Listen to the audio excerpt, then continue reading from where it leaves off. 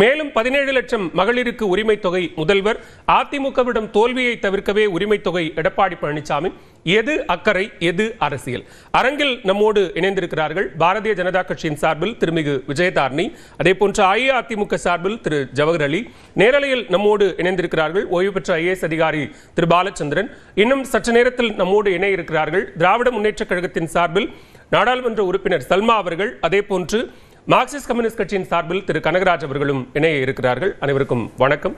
நான் திரு பாலச்சந்திரன் அவர்கள்ட்ட முதற்கட்ட கருத்தை வாங்கிக்கிறேன். இன்றைக்கு 1,30,00,000 பயனாளிகளாக இந்த பயனாளிகளுடைய எண்ணிக்கை உயர்ந்திருக்கிறது. மாதந்தோறும் 1000 ரூபாய் அப்படிங்கிற இந்த ஒன்று, இது எந்த அளவுக்கு? ஏன்னா முதலமைச்சர் இப்ப சற்று நேரத்துக்கு முன்னாடி பேசும்போது என்ன சொல்றாருன்னா, இந்த திட்டத்தை செயல்படுத்த முடியாது அப்படின்னு சொன்னாங்க. அதே நேரத்தில் இந்த திட்டத்தை பார்த்து பல மாநிலங்கள்ல 10க்கும் மேற்பட்ட மாநிலங்கள்ல இன்றைக்கு செயல்படுத்தக்கூடிய ஒரு நிலை உருவாகி இருக்கிறது. எனவே ஒரு முன்னோடி திட்டமாக, முன்னோடி மாநிலமாக தமிழ்நாடு மாறி இருக்கிறதுன்னு முதலமைச்சர் சொல்றாரு. அப்படித்தானா? அப்படித்தான், நிச்சயமாக அப்படித்தான். இப்ப ரெட்ட நாக்கோடு இருக்கக்கூடாது அரசியல்வாதிகள்.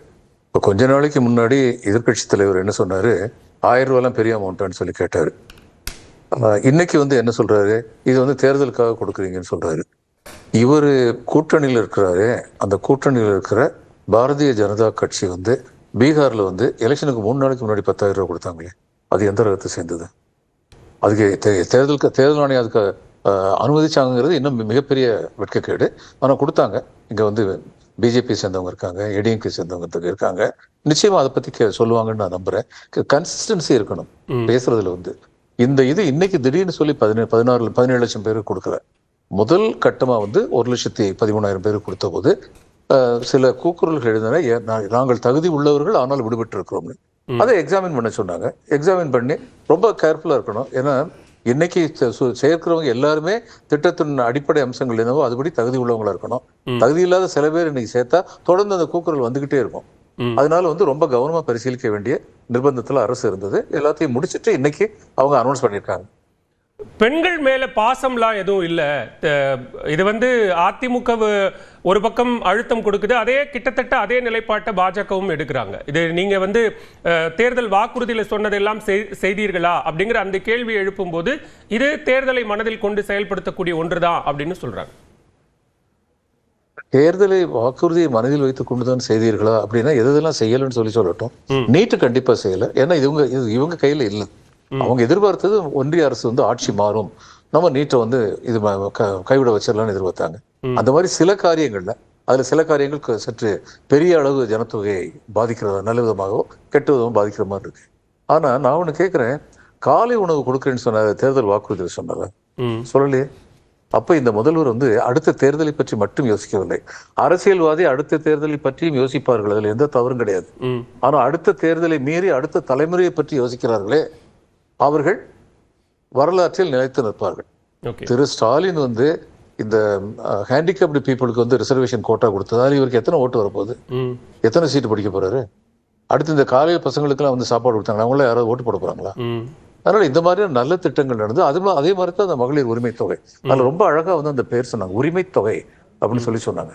ரொம்ப அற்புதமான ஒரு பெயர். அப்ப இந்த உரிமை தொகை யாரெல்லாம் கொடுக்கணும்னு சொல்லி அரசு திட்டமிட்டு இருக்கிறதோ அவங்க அத்தனை பேருக்கு போய் சேரணும். ஃபர்ஸ்ட் ஃபேஸ்ல 1,13,000 பேர் இருந்தாங்கன்னா இப்ப அடுத்து ஏறக்குறைய 17 லட்சம் பேர் விடுபட்டு இருக்காருன்னு பார்த்து இன்னைக்கு கொடுக்குறாங்க. இதுல என்ன தவறு இருக்குன்னு எனக்கு தெரியல. இதை ஏன் அரசியலாக்குறாங்கன்னு எனக்கு தெரியல. அப்புறம் திமுகவுக்கு பெண்கள் மேல இதே அக்கறையே கிடையாதுங்கிறதெல்லாம் அது ஒரு அரசியல் பேச்சு, அவ்வளவுதான். அதுக்கு மேல அதை சீரியஸா எடுத்துக்கிட வேண்டியது. இதே மாதிரி திமுக யாராவது பேசினா கூட அதையும் அரசியல் தான் நான் எடுத்துக்குவேன். இப்ப எம்ஜிஆர் இவங்க ஏழைகள் பக்கம் பரிவில்லாமல் இருந்தாருன்னு யாராவது பேசினா நம்ம என்ன நினைப்போம், அது வெறும் அரசியல் நினைப்போம். அது மாதிரி திமுக பெண்களுடைய முன்னேற்றத்துக்கு கலைஞர் ஆட்சியில் தான் பெண்களுக்கும் அப்பா அம்மா சொத்துல மிதுராசி சொத்துல பங்கு உரிமை உண்டுன்னு சொல்லி சட்டம் போட்டது யாருடைய ஆட்சியில? கலைஞர் ஆட்சியில தான் போட்டாரு. அப்புறம் இவர் எத்தனை திட்டங்கள் பெண்களுக்காக வேண்டி, பெண்களுக்காக, பெண் குழந்தைகளுக்காக எத்தனை திட்டம் நிறைவேற்றிருக்காரு? இதெல்லாம் எதை காட்டுது? எல்லாமே அரசியல் தானா? எல்லாமே அடுத்த தேர்தல் தானா? ஓகே, முதற்கட்ட கருத்தை எடுத்துக்கிறேன். பாலச்சந்திரன் பேசலாம். திரு ஜவஹர் அலி, இங்க முதற்கட்டமா 1,13,00,000 பயனாளிகள் இருந்தாங்க. இப்போ ஒரு 17 லட்சம் பயனாளிகள் இன்றிலிருந்து கூடியிருக்கிறார்கள். இந்த தொகை இன்னும் உயரும் அப்படின்னு இப்போ பேசின முதலமைச்சர் சொல்றாரு. இதுல எந்த இடத்துல இது தேர்தலை மனதில் கொண்டு செயல்படுத்தப்படுற திட்டம் அப்படின்னு அதிமுக பாக்குது? 2021 கவர்ச்சிகரமான பொய்களை எல்லாம் சொல்லி ஆட்சிக்கு வந்தவர்கள் மீண்டும் அந்த கவர்ச்சிகரமான ஜாலங்களை எல்லாம் காட்டி ஆட்சிக்கு வருவதற்காக துடிக்கிறார்கள், மக்களை ஏமாற்றுவதற்காக என்பதுதான். இது மகளிர் உரிமை தொகை இல்ல, ஓட்டுக்கள் பெறுவதற்கான தொகை. மகளிர் ஓட்டுக்களை பெறுவதற்கான தொகை. ஆனா நீங்க 2021 163வது பக்கத்துல அவங்க கொடுத்த வாக்குறுதி, அதாவது குடும்ப பெண்கள் உரிமை தொகை. ஆனா 28 மாசத்திற்கு பிறகு எங்களுடைய பொதுச் செயலாளர் அண்ணன் எடப்பாடியார் அறிக்கை மூலமோ சட்டமன்றத்திலையும் கூட்டங்களிலும் நீங்க கொடுத்த வாக்குறுதிகள்லாம் என்ன ஆச்சு, பெண்களுக்கு 1000 ரூபாய் கொடுக்கறோம்னு சொன்னீங்களே என்ன ஆச்சுன்னு கேட்டதற்கு பிறகு 28 மாசத்துக்கு பிறகு 1,14,000 பேருக்கு 1,14,00,000 பேர் கொடுக்குறாங்க. ஆனா தமிழகத்துல மொத்தமே 2,44,00,000 ரேஷன் கார்டுகள் இருக்குது.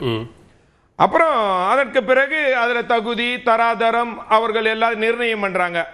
2.5 லட்சம் இருக்கணும், இத்தனை ஏக்கர் தான் இருக்கணும், மாசத்துக்கு 300 யூனிட்டுக்கு மேல நீ செலவு பண்ணக்கூடாது. அப்புறமா தகுதி தராதரம்லாம் வருது. அப்புறமா மீண்டும் எங்களுடைய பொதுச்செயலாளர் அண்ணன் எடப்பாடியாருடைய வற்புறுத்தல் காரணமாக இன்றைக்கு மீண்டும் 17 லட்சம் பெண்களுக்காக உரிமை தொகையை கொடுக்கறாங்க. அதுல ஒரு முரண்பாடு இல்லையா? ஒரு பக்கம் நீங்க கொடுத்த அழுத்தம் நீங்க வலியுறுத்தினதுனால தான் கூடுதலா 17 லட்சம் பேரை சேர்த்தீங்கன்னு சொல்றீங்க. மறுபுறம் திமுகவுக்கு பெண்கள் மேல பாசமே இல்ல, இது தேர்தலை மனதில் கொண்டு செயல்படுத்தப்படுற திட்டம்ங்கிறீங்க. இந்த ரெண்டு கருத்துக்கும் முரணா இருக்கே. இல்ல சார், பெண்கள் மீது இந்த அரசாங்கத்துக்கு பாசம் என்ன இருக்குது? இது ஃபுல்லா வேஷம். தமிழகத்தில் இருக்கக்கூடிய பெண்களுக்கு எதிரான வன்கொடுமைகள் நடக்குது, பெண்களுக்கு பாதுகாப்பு இல்ல. பெண்கள் இன்றைக்கு பாத்தீங்கன்னா இந்த கோயம்புத்தூர்ல ஒரு பெண், ஒரு கல்லூரி மாணவி பாலியல் ரீதியாக பிரச்சனை, அது இல்லாம ஒரு பெண்ணுக்கு திருவண்ணாமலையால் காவலர்கள் மூலமா பிரச்சனை. தினம் தினம் இன்னைக்கு இந்த தமிழ்நாடா இல்ல கொலை நாடா என்கிற அளவுக்கு இன்றைக்கு சட்டம் ஒழுங்கு கெட்டு போயிருக்கு. நம்ம கேட்டகரைஸ் நீங்க சொன்னது சட்டம் கேக்குறேன் சார், நீங்க குற்றச்சாட்டு நான் சொல்றதுக்கு இல்ல ஒரு நிமிஷம் நீங்க சட்டம் ஒழுங்கு பிரச்சனையை தாராளமா சொல்லுங்க, அதை கேட்டகரைஸ் பண்ணுங்க. இப்ப நம்ம மகளிர் உரிமை தொகை திட்டம் தொடர்பா பேசுறோம் அப்படின்னா நாங்கள் கொடுத்த அழுத்தம் தான் 17 லட்சம் பேரை சேர்த்ததுன்னு சொல்றதுக்கும் இந்த திட்டத்தை அறிமுகப்படுத்துவதே அதிமுகவிடம் தோற்க கூடாது என்பதற்காகத்தான் அப்படின்னு சொல்றீங்க. நீங்க இந்த திட்டம் நீங்க சொன்னது என்ன, ஆட்சிக்கு வந்தவுடன் கொடுக்க போறேன்னு சொன்னீங்க. 28 மாசத்துக்கு அப்புறம் கொடுக்குறீங்க. இன்னும் 4 மாசம் இருக்கு சார் தேர்தலுக்கு. இந்த 4 மாசம் அந்த பெண்களுக்கு 4 மாசம் கொடுக்க போறீங்க. 4,000 ரூபாய் கொடுக்க போறீங்க. 1000. ஆனா அதுக்கப்புறம் நாங்க தான் கொடுக்க போறோம், 2,000 ரூபாய் கொடுக்க போறோம். 1,500 ரூபான்னு அது போன வருஷம் இப்ப 2,000 கூட கொடுப்பேன். எங்க பொதுச்செயலாளர் அறிவிப்பாரு பெண்களுக்கான திட்டங்கள் எவ்வளவு. ஏன்னா ஏற்கனவே தொட்டில் குழந்தை திட்டம், தாலிக்கு தங்க திட்டம், மிக்சி கிரைண்டர், திருமண உதவி திட்டம், முதியோர் ஓய்வு திட்டம், மகளிருக்கான ஸ்கூட்டி, விலையில்லா ஆடு மாடு, லேப்டாப், இப்படி பெண்களுக்கான மிக்சி கிரைண்டர் எத்தனையோ திட்டங்களை கொண்டு வந்த ஒரு இயக்கம் அண்ணா திராவிட முன்னேற்ற கழக இயக்கி. தாலிக்கு தங்க அப்படிப்பட்ட அற்புதமான திட்டங்களை எல்லாத்தையும் நிறுத்தியாச்சு இந்த அரசாங்கம். நிறுத்திட்டு இன்றைக்கு ஓட்டுக்காக இன்றைக்கு கொடுக்க இன்னைக்கு இங்க விழா நடக்குது. அதிமுக கொடுத்தா சார் அதெல்லாம் மக்கள் நல திட்டங்கள். நாங்க மீனை கொடுக்க மாட்டோம், மீனை பிடிக்கிறதுக்கான கத்து கொடுப்போம். ஆடு மாடு கோழி 1,500 ரூபாய் திரு எடப்பாடி பழனிசாமி கொடுப்பேன்னு சொல்லி விழுப்புரம் வானூர்ல நடந்த பரப்புரை சொன்னாரு. நீங்க இப்ப 2,000 ரூபாய் கொடுப்பாரு அறிவிப்பாருன்னு சொல்றீங்க. நான் சொல்லல, மீன் பிடிக்க கற்றுக் கொடுப்பவர்களுக்கு ஏன் 2,000 ரூபாய் கொடுக்கணும்? கத்து கொடுக்கலாம்ல. இல்ல அது நான் சொல்றேன், இது உரிமை திட்டம். நான் கேட்கறது நீங்கள் அறிவிப்பு அறிவிச்சு ஏன் இத்தனை கடைசி கட்டத்துல இன்னும் 4 மாசம் இருக்கு.